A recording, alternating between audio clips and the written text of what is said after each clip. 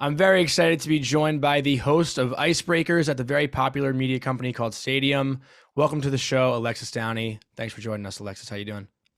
Good. How are you doing today, Jonny? Thanks for having me. I'm good. I'm in New York. I know you're in Chicago, two very similar cities, but I'm curious how your off season's been because, in the hockey media world, there's not much of an off season, but it's been kind of quiet lately, I feel like.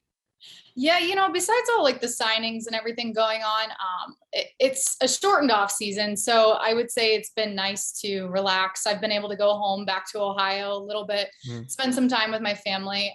But I feel like I'm kind of excited for the next season already, kind of looking for the next, what the next big thing's going to be. But also trying to enjoy it while I can in the end of the summer, really here in Chicago. I didn't realize you were from Ohio. I So am. so now I'm curious. Did you grow up rooting for the Jackets, or did you kind of root for a different No, team? no. So I'm a little bit all over, but I Uh-huh. was actually born in Pittsburgh. So I Okay. am a diehard Pittsburgh fan all around. And then I moved to Ohio, only an hour from Pittsburgh though. So I grew up actually going to a lot of Pirates baseball games. We actually had season tickets. So Wow. but then also going to Penguins games. That's kind of how I got into hockey. And then Mhm. we have a USHL team in Youngstown. That's where I'm from. And that's kind of how, like, we didn't have a high school hockey team. So that was kind of like my version of going to hockey games in high school. And from there, I went to Michigan State and continued to cover hockey and just love it. Pretty cool that I didn't realize you were from Youngstown either. Pretty cool that you covered, or not covered, but you rooted for a USHL team, and now you kind of cover the Chicago Steel. I saw with Stadium, which is cool. So you're familiar with the league, which is awesome. So that's actually super interesting that you grew up in Pittsburgh, and Pittsburgh is to me like a very underrated city, very underrated sports town. I went to college like an hour and a half, 2 hours away, so I got to see Pittsburgh a little bit here and there, and that PNC Park is like the best place to watch a baseball game, even though the team kind of sucks. But just like the view in the background, you can't beat it. Yeah, I'm definitely biased. I think PNC is for sure the best park out of all the baseball stadiums. I haven't been to all of them. I've been to maybe like 12 or so. So that's almost half. But I think we're pretty lucky as Pirates fans and Pittsburgh fans in general, just to have such beautiful facilities.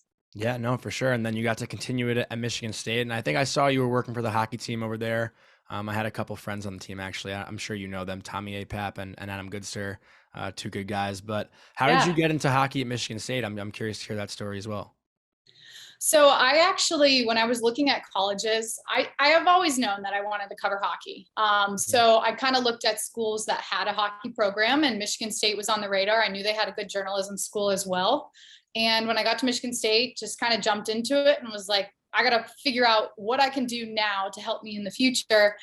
And kind of crazy, I was at a party the one night and I met this guy, and he was telling me, he's like, my mom actually is one of the like assistants in the hockey office. And I was like, oh, no way. Like I would love to work in the office, like for the coaches. Mhm. So it just kind of worked out. At the end of my freshman year, I got in the office, and we actually ended up having a coaching change. So I was there for all of that, and absolutely loved working the office because it gave me the insight into what was happening on the team. And then they were really comfortable with me. So I had the ability then, when I would broadcast the games for our Big Ten Network Student U program, I kind of had, the backstories and a lot of information on the team from what's going on behind the scenes as well. So then how did you transition into Stadium? How did you, come to meet up with them and get that job? Yeah, so as you know, it takes some time to find a job after you graduate. I For spent sure. like 6 months looking, and I never really wanted to do the small market news. It just wasn't for me. And I loved hockey, but I was open to covering any sports. So I knew about Stadium. I knew they were in Chicago. I applied online and kind of got lucky. I got my name in there, and I ironically was traveling through Chicago the weekend after my interview. And I was like, hey, I'll come into the office. Would love to meet you guys. And it really just worked out. I'm a social media manager, but when I Mhm. did do the interview, I did pitch the idea of starting an NHL show because I knew Stadium didn't really have that NHL coverage and the following. And I thought it would be a great area to grow for the network. So I actually want to piggyback off of that. Are you guys continuing to grow the hockey kind of community with Stadium? Because as far as I've seen, like you're kind of the only person covering hockey with Stadium. I mean, I do try to follow all of it and most of it. I see you going to the Stanley Cup final, which is great. But Stadium as a company, for those who aren't familiar, how are you guys kind of growing, the hockey realm with Stadium? Yeah, so I think that I am the main person. I might be the Mhm. only person that we have for hockey right now, and into the future for a little bit. But we are owned by Sinclair, who also owns all of the RSNs, all the Bally Sports, all RSNs. So we Mhm. do a lot of work with all the Bally entities. And now that we have the ability to, if I wanted to talk to a Bally Sports Detroit Red Wings reporter, things like that, that's kind of how I see it growing. I think it's going to kind of be up to me how that grows. I haven't necessarily talked to them about uh, having a bigger role within it. I'd like to, of course, but for now, I think that's kind of the direction they're going. And I know that like some of our shows on our air, we do talk about what's going on in the NHL, but most of it, since we are in Chicago, is actually Blackhawks based for now. Mhm. It's not necessarily the national level. So I think from the digital side, I cover all of that. But I'm hoping that we can continue to grow, the national perspective of it as well. I'm happy you clarified that it's called Bally Sports because I haven't heard anyone say it actually out loud, and I always just assumed it was Bally. So I'm happy that's kind of I can know that now when I talk about it and not sound like an idiot. So I'm Yep. happy you did clarify that. Thank you for doing that. And I'm a big basketball fan as well, and I know Shams. I can't pronounce his last name. I'm not even gonna try it. I'm But gonna correct you here, Shams. Shams. See my pronunciation or Everyone thinks it's Shams. It's okay. yeah. Well, Shams even sounds better. I think that's cooler. But are you gonna kind of try to take like a similar role to him with the NHL and be an insider and compete with the people at ESPN or no? I would love to have that kind of platform. Shams Uh, is probably the hardest working person I've ever met in this industry. He grew his his whole platform from high school to where he is now, and all of the people that he knows, he's created those contacts in the NBA. It's pretty incredible to see very. him. Like I got to watch him during our trade deadline show, and he is just insanely busy, always on the phone. Like I popped in 1 second to talk to him. He's like, give me a minute. And then Yeah. I heard like one of the biggest trades that he announced. And I was like, wow, I just got Uh, the insight. And then he tweeted it. So it's pretty cool seeing how that works for him. But yeah, I mean, if I would be able to get to that kind of platform with Stadium, that would be amazing. mhm. ESPN would also be great. Yeah. So, I'm not close to that opportunity either, especially with the new TV rights that they have. Yeah, no, definitely. I think it's been awesome what Shams has been doing. Him and Woj kind of going at it is a lot of fun too. Just for the Twitter lovers like me out there. But I would do want to go back to your show Icebreakers, and I'm curious just from your perspective. You talked about growing up as a Penguins fan, and obviously you have the Columbus Blue Jacket ties and everything like that. But I want to know who like the top 3 players in the NHL currently are that you would want to interview on your show. Well, the number one for me, and I think I'm a little biased because I've always loved him, would be Marc-Andre Fleury. Mhm. I am such a big fan of him, and I know that people just rave about the person he is off the ice. So I think that he would be a lot of fun, and maybe someone I could potentially interview this Yeah. year now that he is in Chicago.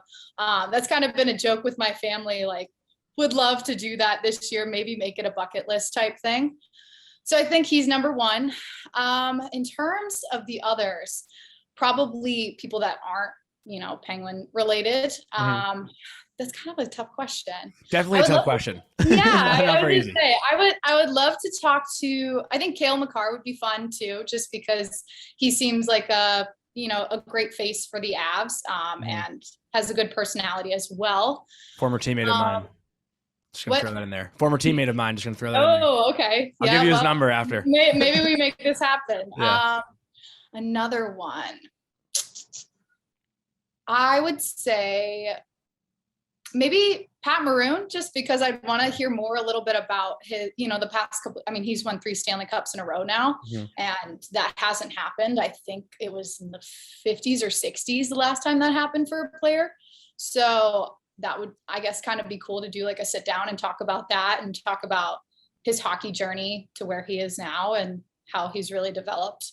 Kind of random all over the place with those three, but those are the three that come to mind. No, but that's good. Those are like literally 3 completely different people. Like Yes. I can't even. I mean, I only know one of them personally, but I can't imagine picking 3 more just variety of personalities. Like that was actually like an amazing answer for kind of a hot seat question. But I'm gonna ask you another one.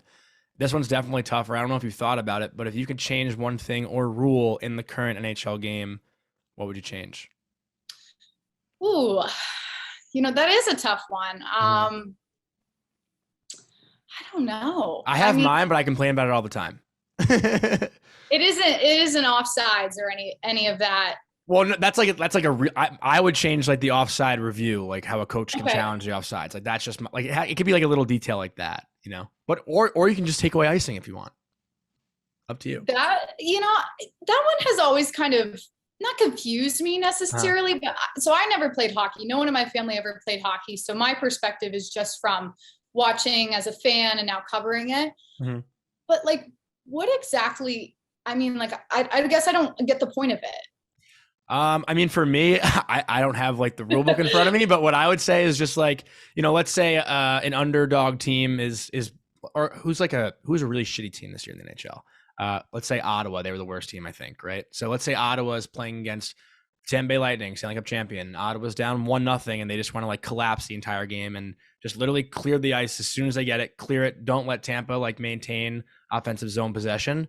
I think having the icing rule allows them to like actually have to work to kind of beat them and not just throw the puck out. Yeah. As they please, yeah.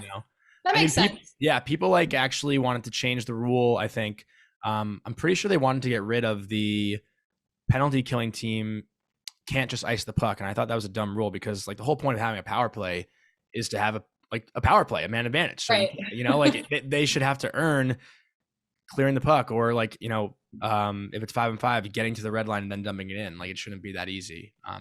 But no, that's definitely an interesting point. And I feel like everyone who goes to their first hockey game, that's the hardest thing to understand is the icing rule. Yeah. Sure. Yeah. When I was in college, like taking some of my girlfriends to games, they're like, what is going on? Why are they not allowed to fight? Like where is that? I was like, no. It's a lot more than that. Yeah, no, it definitely is. And it's crazy how like you go from junior hockey where you can fight and you wear a visor to college hockey where you can't fight and you wear a full mask. And then you go back to the pros and you can go back to junior. So I know there's a lot of discussion about maybe making the college hockey game have shields and fighting because I think it'd be great. But then again, there's obviously a lot of insurance issues when it comes to that. So that's probably why they're not doing it. But I also want to rewind. So I asked you your 3 favorite players that you want to interview for the NHL, but I'm also curious too, with the women's worlds ending last night, 3 female players that you would love to sit down and talk to. Well, I've actually tried to get Kendall Coyne-Schofield on my show. She's up there for me. I would love to chat with her, but I know she's a very busy woman and very, people always want to talk to her. So either way, she's on my list for sure. I definitely, after seeing, the overtime winner, that was sick. Marie Bleav, I would love to chat with her. That was pretty incredible. She's the captain too. So I think she'd have a great perspective. And a third member, I guess maybe she doesn't necessarily play right now, but Cami Granato has been someone that I would love to have on my show as well. Her perspective as, a female hockey player going on, and now she works for the Kraken in the scouting department. Would love to talk to her. And I saw she's working on continuing to grow the women's game because she's hosting these camps that are all around the country. She was actually just in Toronto, I Bleav it was last weekend. So I think she's a pretty cool figure as well. So those would probably be my 3, I would say. Yeah, and that I know you tweeted the video that that goal last night was like literally the prettiest overtime goal I've ever seen in my life. That was the perfect hockey shot. I think for her too, it was really cool because she didn't play in the preliminary game when they played against the US. So she didn't have that chance then. So this was her first time playing against them this season, or not this season, this tournament. So seeing her get that goal was, I'm on USA, but seeing win it that way is, you can't argue with that being like the perfect ending. So. No, I completely agree. And it always seems to go to like a dramatic ending with, the US women and the Canadian women. I don't remember a game that I've watched between those 2 teams that hasn't had like insane drama to it. So that was definitely a cool ending. And I definitely also want to ask you what you're looking forward to most this coming season with Stadium or just as a fan, kind of in general. Are you gonna be traveling? Maybe some cool content you have planned, or are we gonna see you on the ice at all skating?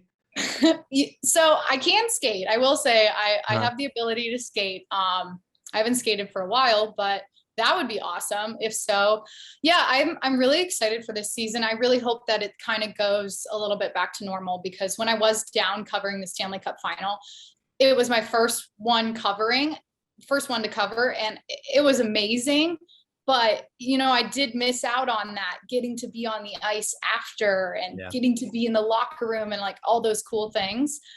So it would be great if that returns back to normal this season and we can, interview players and not do it on Zoom and everything. I'm excited, I will say, about the Kraken. I am really excited to see how they do out in the Pacific. It's not a super tough division, so I think that they have a chance for sure with the team that they're building. And I've always just been a fan of watching them develop their organization, like their social media and just how they've acquired people, and the diversity that they have in their organization is really great for hockey. And I'm excited that they're bringing that and using it as like a forefront for their organization. So I would say that those are a couple things I'm looking forward to seeing this year. Also, the best fan base name probably of all time in sports, the Crackheads. Like, it's just so perfect. It's awesome. It is really great. Yeah. I'm excited to see how they kind of pan out and how I just from everything I've seen and heard like about the Seattle community, like their fans are going to be insane. Absolutely. I hope to maybe get out to a game out there at some point. There's a few places that I really want to go. So let's hear them. Vegas is at the top of the list. I would love to see the Fortress. Kraken now being on that list as well. I haven't been to a game in Nashville either. Nashville looks like a fun spot, being right on Broadway. The fans seem crazy there as well. Those are a couple that come to mind. I guess a lot of them are West. I was going to say the Avs, that would be cool to go and see them as well. But I guess most of my games that I've been to have been a little more East Coast, Midwest. So that's what comes to mind. Yeah, well, lucky for you, you're like kind of a little bit in the middle, so you can have the balance of going to the West Coast and the East Coast. It's not too bad of travel for you. Yeah. And I'm gonna put you on the hot seat one more time. And listen, this doesn't have to be a great prediction, but your hottest take going into this season. Mine last year was that Jack Eichel was going to be MVP, and we all know how that went. So, whatever you say, it's totally fine. We'll do worse than that. And he's still in the headlines right now. We don't know where he's going to go, but, oh man. I've never been one I've been trying to get more comfortable with my predictions. I think I kind of started that a little bit more in the playoffs. And I was wrong, but I did my best. I really thought Vegas was going to make it to the Stanley Cup final. Same. Had them winning. Wow. Okay. Yeah. I had him going there. Hottest take. I mean, I'm excited to see the development of the Florida Panthers. I think that they had an exciting year last year. If they can continue to build on that. I really like Spencer Knight. I'm excited about him. I know he's young and he's got some time to continue to grow, but I think that, if he does get to the point where he can be an elite goaltender, that's so important for teams. And, I think that they have some great lines up front as well. So I feel like the Panthers might be someone to watch. It was kind of exciting to see two teams in Florida do well, because you wouldn't usually think about that. Just besides Tampa Bay, obviously they're just a powerhouse, but seeing the Panthers kind of was a nice surprise for me last year, and I hope that that would be pretty cool to see them do well again this year. I completely agree. That first round series was the most exciting series that I watched. I mean, maybe the Colorado Vegas series was a little bit better, but as far as we knew that was going to be good. Yeah, we knew it was going to be a great series. So I'm very excited for the Battle of Florida, like just for years to come. And now, I mean, how cool would it be to see Joe Thornton win a Stanley Cup down there? Like, that'd be so much fun. Him partying on the boats and beaches probably after. It's the boat parades. They're so cool. I didn't stay for Tampa's, but I did actually, when I was down there, walk the river walk and get to see kind of where the parades were. And it's so neat. I was thinking about it. I'm like, if Chicago, the Blackhawks were able to do that, they could, because there's a river here. They have the lake. That would be something different. But obviously that's kind of a little far-fetched at the moment, maybe. Well, I don't know, because they've definitely like kind of got rid of the whole rebuild situation, brought in Seth Yeah. Jones and Fleury. So I wouldn't be surprised to see Chicago at least maybe, win a first round playoff series, possibly get to a conference final. Who knows? Yeah, it's funny too because I had the news about Seth Jones. I knew, but I've never broke a story or anything. The And Shams moment. it would have been my Shams moment. Uh-huh. I knew I had a really reliable source that told me, but I was kind of waiting on the details from it.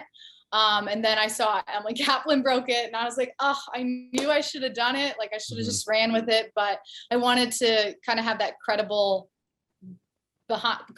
behind it with kind of the details, and I didn't get the details in time, so should have done it, but I learned from that mistake, so It's okay. At least you kind of had the source. I would just tweet it anyway. Like I would just make it up and tweet it and just see if it happens. That's kind of how I am. yeah, the source was great, so Yeah. Maybe we'll see if that can happen again this season. Yeah, I'll be waiting for the moment where you break a story and we'll have this clip recorded and we could talk about how cool it was to have that fulfilling moment, That would be awesome. But before I do let you go, I want to thank you for coming, first of all, and I want to give you, the floor is yours to plug anything you want. Where can people find you? All that stuff. Yeah, so you can find me on all of my social media handles are Alexis Downie _. My show Icebreakers comes out on Stadium on Mondays at the moment. I'm hoping to get back in the studio for this season, try to get maybe some more guests in the studio, and we'll kind of see how it plays out, but I'm hoping that happens for this NHL season.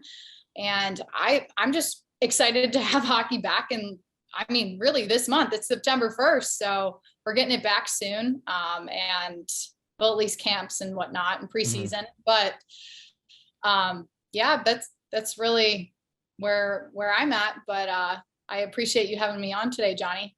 Yeah, no, anytime you want. More than happy to have you on whenever you're willing to come on. So I appreciate you stopping by, and we'll definitely have you on again soon once the season gets started here. But yeah, thank you so much. I'm not gonna hang up. Like, okay. Yeah, but thank you again. Is there anything that I missed that you wanted to touch on? No, I don't think so. I think you kind of got it all. It just sucks there's not like anything to talk about right now.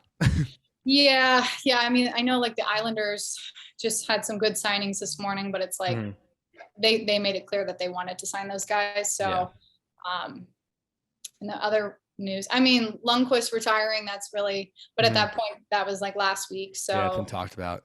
Yeah. So I could ask you if you want to talk about Jack Eichel, like where you think he'll end up. I can just ask that quick if I could edit that in there if you want. If you want to, I don't know how long that was. So I don't know if you have to like hit a time mark or not. No time mark at all. I just have to clock back in to work at 1:45. Okay. But I'll ask you that really quick. Do you have a prediction, or? I mean, I don't want to just like throw you on the spot, No, it's okay. I think it's interesting because the agent that he just signed with, I actually know his son because he used to play for the Steel, and he's like very widely like loved. Obviously. Oh, Brisson, right? Yeah, Brisson. Yeah. Brisson. It's okay. It's tough. 0 for 3. 0 for 3. Names are tough. He represents Kane and Crosby and some of the other big guys. I don't know if I necessarily know where Eichel's going to end up. Like at this point, it's like I know that they wanted to do a multiple team trade, but like that's harder to do now. So I don't know. Like I know if he ended up with the Rangers, they'd have to give up probably like Strome and like some other younger guys, but I don't know if I necessarily have a prediction because this situation has kind of got pretty toxic. Yeah. Oh yeah. Big time. And I don't know if you saw the, this is all off the record, by the way. I have a video editor who like cuts this. Oh, it's okay. I was gonna make sure I could ask you the Eichel stuff if you want to touch on it. I was just like trying to get a feel for it if you wanted to talk about it or not. Yeah. I just can't say that I have a feel for where he's going to end up, but those are mostly my thoughts from what I've seen. I don't know if you want me to. Really up to you. We can. I mean, it's something else newsy to talk about. Okay. Actually, last thing before I let you go. Wait, this is on the record, by the way. I had to say that. Actually, one more thing before I finally let you go. I'm curious about where Jack Eichel is going to end up. If you have any insider information, I don't know if you can share that with me, but I know us Ranger fans, everyone in New York, is very curious about when this is finally going to end and where he's going to end up. This has been an ongoing process. And I mean, we've seen the news. Eichel's not happy. He had that falling out with his two agents. I know he recently just signed with Pat Brisson, who is his new agent. Brisson represents some big names in hockey. And I actually knew his son from the Chicago Steel, which is pretty cool. But I think that, originally they were saying it could be multiple teams that could be in on this trade, but it's kind of at a point where it's September now. Like, I think it's going to be a little more difficult. A lot of teams kind of have their teams solidified at this point. So granted, everyone would want Jack Eichel. The Wild was thrown in that. Rangers were thrown in that. So I think in order to get him, like for the Rangers, they might have to give up Strome, like give up some really good young guys. I can't say that I know where he would end up, but obviously it's a hefty price of wherever he does end up. Where do you want to see him end up? That's a better question. A team that he can win with. I feel for him. He's had a hard time in Buffalo. Minnesota is kind of interesting to me. That they had a really good end to their season last year, and then we mentioned they did well in the playoffs against Vegas, but it didn't quite end how they wanted it to. But I think him in Minnesota could be an interesting dynamic. I completely agree. I would love to see him and Kaprizov kind of play together. That'd be awesome. Yeah. Kirill Kaprizov, like, he might be my pick for MVP this year, honestly. And that's probably bad news for him because I'm never right. But it'd be really cool to see him win MVP in like his second NHL season, even though he's like 27. Yeah. It's kind of interesting right now too, because there's been all the KHL talk. Is he going to go back? Yeah. And I saw Michael Russo actually put out that he was heading back to Siberia. People were saying, is he packing or is he going to stay? So it's kind of one of those things. What's going on? Yeah, no, I definitely hope he stays here because he's super exciting player to watch. But thank you again. I know I kind of like said thank you, but I really appreciate you stopping by, and we'll talk to you soon. Sounds good. Thanks so much.